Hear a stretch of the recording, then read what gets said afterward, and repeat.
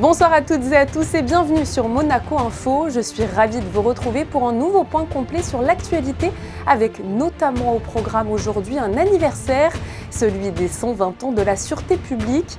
Nous recevrons également dans ce journal Christian Gauthier. Il nous parlera de la réouverture au public des grands appartements du Palais Princier après de longs travaux. À retrouver aussi dans ce journal un nouveau focus sur les Jeux méditerranéens. Émilie Rousseau va nous faire découvrir une belle surprise en direct d'Oran, mais je ne vous en dis pas plus. Et pour finir, le CHPG s'engage encore en faveur de l'environnement avec la création de Mon Resto Responsable. Et on débute bien évidemment cette édition avec un anniversaire particulier. L'ensemble des institutions étaient réunies ce vendredi matin au musée océanographique pour célébrer le 120e anniversaire de la sûreté publique de Monaco. Un événement en présence du prince souverain et de la marraine de la police monégasque Charlotte Casiraghi. Le reportage d'Alexandra Pani et Thomas Deus.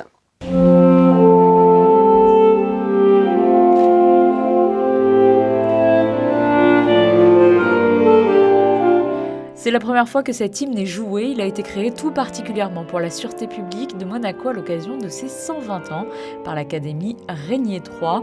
Une année riche en événements pour la police monégasque qui a souhaité célébrer cet important anniversaire avec plusieurs moments marquants tout au long de l'année. Un partenariat avec la DENGS pour la réalisation de leur carte de vœux, la création d'un timbre et d'une médaille commémorative, une bande dessinée qui verra le jour au mois de novembre prochain, une œuvre du peintre et ancien policier Claude Gauthier, la réalisation d'un important livre mémoriel sur la sûreté publique ou encore un partenariat avec la prestigieuse marque d'horlogerie suisse Tudor qui a créé 2 modèles en édition limitée. La sûreté publique de Monaco est forte aujourd'hui de 600 hommes et femmes et n'a cessé de se développer. Protectrice, vigilante, sans être tracassière, l'on pouvait lire au sujet de la police monégasque dans le journal officiel de 1902, une ligne directrice qui est toujours d'actualité. En 1902, dans le journal officiel, où la police devait être proche de la population, et pour nous c'est une constante et c'est quelque chose de très important, mais bien sûr depuis 1902, un développement permanent, constant, avec aujourd'hui un nouveau plan qui est le plan Sûreté publique 2025, où nous allons encore développer nos services, notre organisation et nos méthodologies. La célébration de ce 120e anniversaire a réuni pas moins de 300 convives. De nombreuses personnalités de la principauté étaient réunies aux côtés du prince souverain et de la marraine de la police monégasque Charlotte Casiraghi. C'est par ordonnance souveraine du 23 juin 1902 que le prince Albert Ier supprimera la direction de la police pour établir au gouvernement la nouvelle direction de la sûreté publique. En 120 ans, cette direction a vu son effectif progresser ainsi que ses moyens d'action. C'est pour la principauté une chance, une grande chance en termes d'attractivité, parce qu'on sait bien que la sécurité à Monaco joue un rôle très important pour attirer de nouveaux résidents et la sûreté publique remplit parfaitement cette condition. Loyauté, vigilance, courage est la devise de la sûreté publique, illustrée brillamment par 2 agents décorés à l'occasion de cette commémoration par le prince souverain. Guillaume Oversteins et Charlie Dubrul se sont vus remettre une agrafe exceptionnelle pour acte de courage et de dévouement pour avoir porté secours à l'un de leurs collègues victime d'un arrêt cardiaque. C'est un moment fort, de par ce qu'elle représente pour notre collègue. En plus, le jour des 120 ans de la sûreté publique, c'est encore plus fort. Et je pense que la plus belle récompense aujourd'hui pour nous, c'est que Thierry ait pu reprendre du service et soit avec nous au quotidien sur nos missions. C'est toujours un honneur de faire correctement son travail, on peut dire ça comme ça. Nous, un policier, c'est une vocation. En faisant le pas d'être devenu policier, on est là un peu aussi pour la population. Et c'est vrai que d'être reconnu par ses pairs, de par la médaille, et remis en plus par Monseigneur, ça fait toujours quelque chose. Un moment fort qui clôturera cette cérémonie des 120 ans de la sûreté publique monégasque. Xiao Xingyang en or, la pongiste monégasque est montée sur la première marche du podium aux Jeux méditerranéens. Émilie Rousseau, vous êtes sur place pour Monaco Info. Il faut le dire, ce titre est tout simplement historique. Oui, en effet, c'est historique. Jamais Monaco n'avait remporté de médaille d'or aux Jeux méditerranéens. C'est tout simplement la première depuis que la principauté participe à ces Jeux, depuis 1955. Xiao Xingyang a réalisé le parcours parfait pour atteindre son objectif. Retour sur cette finale qui lui offre la plus belle des médailles. L'hymne monégasque qui retentit pour la première fois à Oran, pour la première fois également à des Jeux méditerranéens, comme si l'année 2022 était destinée à marquer le sport monégasque après la 6e place des bobeurs aux Jeux Olympiques de Beijing. Une nouvelle page vient d'être écrite par ce petit bout de femme pleine de vie et d'envie, d'ambition et de persévérance. 4 ans après l'argent à Tarragone, Xiao Xingyang se couvre d'or à Oran. En finale, elle est opposée à la portugaise Jenny Chao, une joueuse qu'elle connaît bien et qui l'a parfois gênée avec son système de jeu. Mais ce jour-là, Xiao a été au-dessus, déterminante sur tous les points importants. Elle n'a laissé tout simplement aucune chance à la portugaise et remporte 4-0 cet ultime duel synonyme d'or, la consécration. Je suis très contente, franchement, même je ne l'ai jamais dit mon objectif, mais avant de venir, j'ai envie de gagner la médaille d'or, donc j'ai réussi. Donc merci tout le monde. En plus ce matin il y avait Monseigneur qui était là, c'est une force énorme dans le dos. J'ai réussi, donc j'ai envie de dire à Monaco, on est fort. Durant ce tournoi, Xiao Xingyang aura remporté toutes ses rencontres et n'aura cédé seulement 2 sets. Intraitable autour d'une table, elle est toujours restée focus sur son objectif qu'elle n'affichait pas clairement par superstition. Elle avait travaillé d'arrache-pied pour y arriver. Ça fait plusieurs années, elle est très dure, elle a vraiment travaillé avec conditions difficiles, elle travaille, elle n'a jamais abandonné, voilà, je suis vraiment content pour elle. Ouais. Et maintenant, la Monégasque veut voir plus haut, actuellement 12e mondiale. Elle vise le top 10. Elle s'y emploiera dès la semaine prochaine avec 2 tournois à Bucarest. Et comme le disait Xiao Xingyang dans son interview, elle aura pu compter sur les encouragements du prince Albert II. Était présent également dans les tribunes la secrétaire générale du comité olympique monégasque, Yvette Lamberti. Le souverain a aussi pu partager un moment avec une partie de la délégation rouge et blanche lors d'un déjeuner. Il leur a souhaité évidemment le meilleur pour la suite de la compétition. Justement, il reste encore des athlètes en lice à Oran. Émilie, en athlétisme notamment.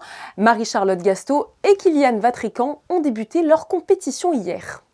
Oui, les 2 Monégasques étaient engagés sur 400 mètres et 100 mètres dans un stade olympique où régnait une ambiance folle.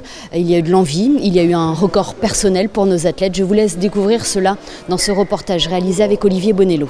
Près de 30 000 spectateurs étaient venus assister aux épreuves d'athlétisme hier soir dans le récent stade olympique qui porte le nom de l'ancien footballeur algérien Miloud Adefi. Preuve de l'engouement des Oranais pour les Jeux méditerranéens qui vivent cet événement avec une grande ferveur. Une ambiance qui a peut-être déstabilisé Kylian Vatrican. Pour sa première compétition internationale, le Monégasque avait l'espoir d'améliorer son temps sur 100 mètres, lui qui ne cesse de progresser. Crispé sur la fin de sa course, il signe un chrono de 11,50. C'était une super expérience, l'ambiance était géniale. Résultat un peu décevant parce que je suis un peu loin de mon record, que j'aurais aimé me rapprocher le plus possible. Mais ça reste vraiment une super expérience pour moi à 18 ans. Même si ces Jeux méditerranéens sont ses premiers, Marie-Charlotte Gasto a l'habitude des compétitions internationales et de cette chaude ambiance. Elle tombe dans la série la plus relevée du 400 mètres haies, mais ne se laisse pas impressionner par ses autres concurrentes. La gestion de sa course lui permet de battre son record personnel à Oran, 64,34, record qu'elle avait déjà battu il y a quelques semaines. Je savais très bien que les filles elles étaient vachement plus rapides, donc je me suis focalisée sur mon record. Je me suis dit je voulais complètement le battre et c'est ce que j'ai fait, donc je suis contente de ma course. J'ai encore quelques réglages à faire et ça s'est super bien passé, l'ambiance était géniale et voilà. Les 2 Monégasques se serviront de cette ambiance oranaise pour leur prochaine échéance, les championnats du monde junior d'athlétisme pour Kylian Vatrican. Marie-Charlotte Gasto tentera elle de décrocher son billet pour les championnats de France Open. À savoir également que Charlotte Afria n'a malheureusement pas pu participer à son 100 mètres. Elle a déclaré forfait pour raison médicale. Nous retournons à Monaco à présent en direction du Palais Princier. Fermés au public depuis 2 ans, les grands appartements du Palais Princier ont rouvert leurs portes aujourd'hui. Pour nous parler de cette période de travaux intenses, nous recevons dans ce journal Christian Gauthier. Il est le coordinateur des travaux de restauration du Palais Princier. Bonsoir à vous Christian. Bonsoir Julia. Je suis ravie de vous accueillir aujourd'hui puisque ça y est, les grands appartements du Palais Princier reprennent vie. Absolument, l'ouverture était un grand événement pour nous. Ça fait plusieurs années que nous travaillons sur la découverte de ces fresques, mais aussi sur la nouvelle programmation des visites et sur les nouveaux accrochages. Donc après 2 ans d'interruption due au Covid, nous avons continué, nous, à travailler pendant cette période-là quand même. Nous sommes très heureux et très fiers de pouvoir montrer aujourd'hui ces magnifiques découvertes et ce magnifique parcours. Alors justement, comment se sont déroulés concrètement ces travaux de restauration en plusieurs temps, je suppose? Absolument. La répartition des travaux a commencé depuis déjà 8 ans, où nous sommes intervenus sur la cour d'honneur, qui se trouve à ma gauche. Nous avons poursuivi ensuite, puisque nous avons découvert sur la galerie d'Hercule qui est derrière moi, les premières fresques qui se présentaient à nous. Elles étaient cachées sous des repeints. Et à partir de ce moment-là, à partir de cette découverte, nous avons entrepris un autre projet, si je puis dire, un projet de conservation-restauration à l'intérieur du palais et des grands appartements où nous avons découvert plusieurs sites sur lesquels des fresques authentiques du XVIe siècle étaient cachées. Découverte incroyable pour Monaco, mais aussi pour la culture et l'art en général. C'est une des particularités des découvertes, c'est qu'on ne s'y attend pas. Et lorsqu'on veut comprendre ce qu'on découvre, eh bien on s'ouvre sur un monde qui semble être parfois inattendu. En tout cas, là, effectivement, ce grand projet nous a ouvert sur des recherches en histoire de l'art, sur des recherches techniques, sur des applications de protocoles d'éco-responsabilité en matière de conservation-restauration, ce qui n'est pas évident dans un contexte pareil, surtout lorsqu'il s'agit d'une découverte qui touche presque 600 mètres carrés de fresques sur un ensemble qui appartient à la même famille depuis 500 ans, même plus depuis 700 ans, mais les fresques venant du XVIe siècle, elles jaillissent vers nous depuis 500 ans. Quoi. Alors justement, ça a été des travaux sur le long terme, depuis 2013 je crois. À quelles difficultés vous avez été confrontés? On parlait de la préservation de ce patrimoine historique, d'un bâtiment qui a été construit en 1215. C'était certainement au cœur de vos préoccupations. Absolument. La compréhension de ces fresques-là nous a incité à mieux comprendre ce qui s'était passé. La transformation de cette forteresse médiévale et de défense en un palais d'ostentation comme c'est le cas aujourd'hui nous a incité donc à chercher des liens, en particulier avec Gênes. Donc on a lancé plusieurs programmes de recherche dans la ville de Gênes avec des chercheurs locaux dans les archives d'État et départementales de Gênes, mais aussi dans les archives du palais. Et ensuite on a été amené à effectivement pousser les recherches en matière de technique, puisque nous avons une démarche qui est très originale, qui est basée sur les principes qui sont chers à Monseigneur, qui concernent la durabilité de nos travaux et surtout l'éco-responsabilité. Donc cet ensemble-là nous fait découvrir un palais, nous fait redécouvrir un palais, devrais-je dire, sur lequel maintenant nous travaillons depuis 8 ans, oui, effectivement. Alors en parlant de découverte ou de redécouverte, justement, à l'occasion de ces travaux de restauration, la Maison Souveraine a revu complètement, je crois, la scénographie des lieux. Absolument, c'est un projet qui était en gestation depuis plusieurs années et qui s'est trouvé quasiment simultanément, il a été édifié simultanément avec la découverte des fresques. Donc ça a permis d'ajuster le parcours, en particulier le départ du parcours, puisque le choix a été pris sur une chronologie et les premières salles concernent effectivement le XVIe siècle qui font l'objet de notre découverte aujourd'hui. Alors, je crois que l'histoire de la famille Grimaldi est encore plus mise en valeur, avec notamment, dès le début des visites, le premier portrait d'un seigneur de Monaco. Absolument. C'est pour nous retracer cette période sur laquelle nous n'avions pas énormément travaillé, il faut bien le dire, ou sur laquelle nous ne nous étions pas focalisés. C'est la période du XVIe siècle avec les seigneurs de l'époque, puisque le premier prince est arrivé avec Honoré II donc au XVIIe, un peu plus tardivement. Mais les fondements même de tout ce qui a pu suivre par la suite, l'attachement à la souveraineté a été permis grâce à tous les travaux qui avaient été faits lors de la Renaissance. Et les tableaux qui sont présents dans cette première pièce illustrent très bien les seigneurs de l'époque. Oui. Alors un dernier mot, une dernière question sur les potentielles autres rénovations. Est-ce qu'il y a d'autres chantiers qui sont prévus au Palais? Le Palais est immense. Nous avons observé et travaillé sur une petite partie. Nous venons de terminer certaines pièces, mais nous sommes toujours en travaux dans d'autres pièces actuellement, et où nous avons fait des découvertes aussi très très intéressantes et très originales. Nous verrons par la suite si nous continuons, parce qu'il y a un sujet qui est quasiment sans fin, si je peux me permettre, sur les différents salons qui suivent, où il y a d'autres peut-être découvertes à faire encore. Il y a d'autres trésors qui se cachent quelque part et on a bien l'intention d'essayer de les retrouver. C'est tout ce qu'on vous souhaite en tout cas. Merci beaucoup à vous, Merci Christian, d'avoir répondu à nos questions concernant donc la réouverture ce vendredi 1er juillet au public des grands appartements du Palais Princier. Après la découverte de ces trésors génois au Palais, nous nous dirigeons vers le Forum des artistes. Vous avez jusqu'à demain pour le découvrir à l'espace Léo Ferré. De nombreuses œuvres y sont présentées. Christine Datomel est allée les voir directement sur place, accompagnée d'Alexandra Marangoni. Une 6e édition qui rassemble 76 artistes cette année de la Principauté. Plasticiens, peintres, sculpteurs ou encore photographes, les talents de Monaco se sont mis à nu pour cette exposition à l'espace Léo Ferré en dévoilant leur création. Ce sont des artistes qui sont soit monégasques, soit résidents en Principauté et qui spontanément nous proposent au sein de ce forum que nous organisons tous les 2 ans d'exposer leurs œuvres et voilà, on fait toujours de nouvelles découvertes et puis aussi il y a des artistes qui produisent de nouvelles œuvres que nous exposons et cela permet de voir la richesse du paysage culturel et du paysage de créativité que nous avons en Principauté et c'est réjouissant surtout après de telles périodes. Les spectateurs ont pu élire leur œuvre favorite. Le prix du public a été remis cette année à une jeune artiste qui exposait pour la première fois l'une de ses créations. C'est ma première exposition. J'ai déjà montré mes œuvres, mais vraiment complètement en petit comité, genre regarde ce que je fais, mais en fait tout confidentiel parce que je ne pensais pas que ça pouvait avoir cet impact, malgré la réaction des gens régulièrement. Donc je suis très agréablement surprise et je suis très contente parce que ce sont des nouvelles techniques et que je pense que c'est important de faire connaître des nouvelles choses. Donc je suis vraiment ravie. J'ai décidé de l'appeler Flower in the Air.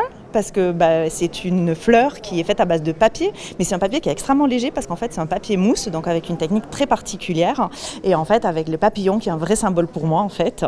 Donc du coup j'ai voulu associer mes symboles et la fleur et le côté très légèreté de la fleur. Une vraie démarche artistique donc, mais aussi écologique, l'artiste recyclant en permanence ses chutes de papier pour donner vie à de nouvelles créations. Le Forum des artistes refermera ses portes demain à 19h à l'espace Léo Ferré. Le CREM vient de célébrer ses 12 ans. Le club des résidents étrangers de Monaco a offert à ses membres une belle soirée d'anniversaire au Monte Carlo Bay hier soir. Le prince souverain était présent. Écoutez à ce sujet la présidente du CREM, Louisette Lévy-Soussan. Cette belle histoire est née d'une idée que j'avais donc il y a quelques années, enfin en 2005 j'ai commencé à y penser. Je voulais un endroit pour recréer une maison pour les étrangers. Nous n'avions pas de locaux, donc finalement c'est la providence sous tous les traits du prince Albert et de sœur Frédéric et de sœur David Barclay, plus de quelques bienfaiteurs, qui nous ont permis de réaliser ce beau rêve. Et nous continuons et nous espérons continuer encore. Chaque année, nous avons notre anniversaire. Ensuite, nous faisons toujours un cocktail de rentrée. Ensuite, le cocktail de Noël. Mais nous avons beaucoup d'événements qui sont des conférences, des concerts, des visites de monuments, d'endroits typiques. Beaucoup de déjeuners ensemble parce que les déjeuners, c'est toujours convivial. Et puis, voilà. Et puis, le CREM est là pour accueillir tous les jours les membres qui veulent lire un journal ou se rencontrer, prendre un verre, enfin voilà. Alors en 12 ans, vous avez l'impression qu'il y a eu de nombreux liens qui se sont créés entre eux ? Je pense que oui. Il y a peut-être même eu des idylles. En 2018, conformément aux orientations du gouvernement princier en matière de développement durable, le CHPG a signé le Pacte national pour la transition énergétique. Cela fait de nombreuses années que l'hôpital œuvre en faveur de l'environnement. L'établissement vient d'officialiser son entrée dans une nouvelle démarche, Mon Resto Responsable. Alors, de quoi s'agit-il ? Les éléments de réponse dans le reportage de Christine Datomel, Alexandra Marangoni et Louis Borgia. C'est un projet qui fait écho aux valeurs du CHPG qui, depuis 2010, s'inscrit dans une démarche hôpital vert en adoptant les 3 priorités du gouvernement princier, à savoir mobilité, énergie et déchets. Mais le centre hospitalier de la Principauté avait aussi à cœur de développer une démarche éco-responsable au sein de sa restauration. L'an dernier a été labellisé Go Emilio, puisqu'il ne faut pas oublier non plus la qualité de nos repas. Et la direction de l'environnement nous a sollicité pour adhérer à cette démarche Mon Resto Responsable qui est portée par la Fondation Nicolas Hulot. La restauration, parce qu'on considère qu'elle fait partie intégrale du soin et parce que les études d'ailleurs montrent à quel point elle contribue à la guérison et à la convalescence, aux bonnes convalescences de nos patients. Et que sur un établissement qui produit 3000 repas par jour, il y a des conséquences importantes. La cuisine centrale du CHPG date des années 80 et 3000 repas sont fabriqués chaque jour pour l'ensemble du personnel et pour les résidents de l'hôpital, mais aussi pour ceux du centre Régnier 3 et de la nouvelle résidence du Cap Fleuri. Des repas frais, bio et sains pour le bien-être de tous. Les médecins ont une doctrine qui est primum non nocere. Ça veut dire quoi? Ça veut dire d'abord ne pas nuire. C'est exactement ce qu'on veut faire à l'hôpital par rapport à l'environnement. S'interroger sur tous nos process, dont celui-ci bien sûr. Comment limiter notre impact sur l'environnement? C'est un menu de saison. On ne mangera pas des tomates à l'hôpital en plein hiver, ou alors on va en proposer pour ceux qui ne mangent que ça, mais ce n'est pas là qu'on va axer nos propositions. On va aussi proposer des petits déjeuners bio. Ce sont des produits qui sont achetés localement. Faut savoir qu'on tous les matins on s'approvisionne aux mines. Donc quand je dis local, on parle vraiment de quelque chose d'hyper local. Et puis dans la production, en fait, on a revu tous nos process de production pour limiter au maximum le gaspillage alimentaire. Mon Resto Responsable est donc une démarche de qualité qui permet de valoriser les bonnes pratiques existantes et de définir de nouvelles pistes d'amélioration pour une alimentation saine et durable. Fort impliqué dans une politique de développement durable, c'est donc tout naturellement que le CHPG a souhaité valoriser ses actions en officialisant aujourd'hui son entrée dans cette démarche. Suite et fin de notre série de reportages consacrés au déplacement princier à Lisbonne, dans le cadre, je vous le rappelle, de la conférence des Nations Unies pour les océans. Vanessa Dessy vous dresse un bilan de ces 3 journées de discussion en faveur de la préservation des océans. Le changement climatique modifie l'équilibre thermique de la Terre et a de nombreuses conséquences sur l'homme et l'environnement. Les discussions lors de cette nouvelle séance plénière dédiée à la protection des océans marquent un engagement fort de la Principauté. Monaco envisage d'allouer 1,3 million d'euros à plus de 70 projets d'ici 2024. Au-delà des discours diplomatiques, d'essayer d'entrevoir et de mettre en place avec non seulement les autres pays, mais avec les organismes internationaux et les ONG, des solutions concrètes et qui soient applicables dans des délais assez brefs. Il faut vraiment que nous allions beaucoup plus dans l'action et beaucoup plus dans les solutions, dans la mise en place de ces solutions qui font appel quelquefois à des technologies innovantes. Comment cela va être mis en place assez rapidement grâce à des financements aussi innovants. C'est tout l'enjeu de toutes ces discussions et de tous ces événements qui ont lieu un petit peu en marge des séances plénières. Mais c'est toujours très intéressant de pouvoir confronter des points de vue et de pouvoir faire avancer les choses, souvent quelquefois dans des discussions de couloir ou dans des événements annexes, mais je suis optimiste. En marge de cette conférence des Nations Unies pour les océans, le souverain a remis 2 prix dédiés au développement durable. Agio Pereira, ancien ministre d'État du Timor-Leste, rencontré en 2014 à Monaco, et Bérénice Bardonnet, jeune étudiante en diplomatie. C'est un honneur, je remercie le prince pour cet honneur, le gouvernement, madame le conseiller qui m'a permis d'être là aussi aujourd'hui et beaucoup d'émotions, je suis très contente, merci. La Fondation Prince Albert II de son côté a signé un accord de partenariat avec Gulbenkian. Cette fondation entend renforcer sa position et donner la visibilité aux travaux qu'elle développe dans le cadre de son action climat océanique. S'est ensuite tenue une plateforme portée sur l'innovation et les solutions fondées sur l'océan pour une économie bleue durable, le but étant d'agir afin d'obtenir des accords politiques sur la conservation des océans. Et concernant votre programme du week-end, vous pourrez retrouver sur Monaco Info votre émission Le Débat.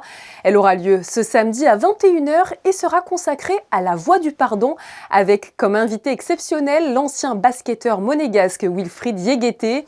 Le lendemain, ne ratez surtout pas 19h dimanche dédié à l'artiste belge Jean-Michel Follon.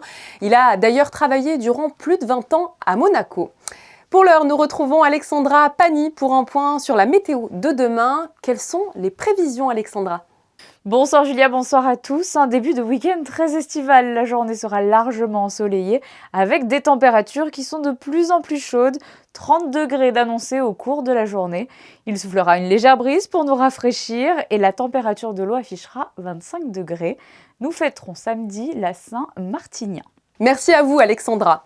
Nous refermons cette édition avec des photos du célèbre jumping international de Monte-Carlo. Stéphane Dana s'est rendu sur le Port Hercule pour immortaliser le passage des plus beaux chevaux du classement mondial qui s'affronteront jusqu'à demain. En attendant de vous retrouver pour un nouveau point complet sur l'actualité de la Principauté, je vous souhaite de passer une très belle soirée sur Monaco Info. À très bientôt.